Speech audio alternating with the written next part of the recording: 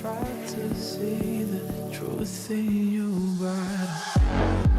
my real name's Nick. I perform under London Topaz. I'm a dance music artist from Melbourne, and we're here at Marshall Street Studios to run through my creative process. And so I create anything that's sort of like dance electronic, 118 to like 126 BPM, whatever I'm feeling on the day. Inspirations, what got me into dance music was, you know, the old EDM sort of stuff, which was like, you know, Axwell and Grosso, Avicii, all those sort of artists. And I grew up DJing from a young age, so I was really inspired by all these like electronic dance music sort of riffs and beats, and they always used to create some sort of feeling that made me feel sort of larger than life, which was always, you know, really, really nice. And I guess from about 16, I was always toying around with production and messing around with beats and whatnot. I never really took it serious until I was about 21.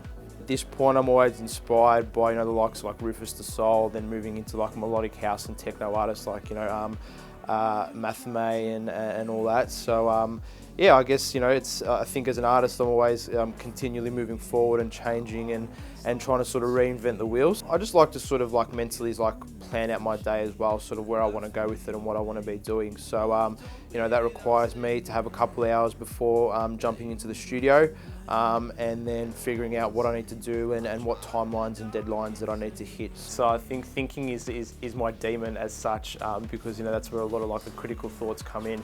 It's something that I'm really trying to sort of process at this point in my creativity too. It's more so, instead of thinking where I want to go, it's more so just sort of like letting go of the thought process and allowing, you know, my body to take over to be able to create from my true self. I guess it's more so, you know, just being able to like breathe, let go, and sort of surrender to the creative process, to be able to get into that state quicker than what I usually would. So yeah. Yeah, so my tools, I mean, I use FL Studio 20.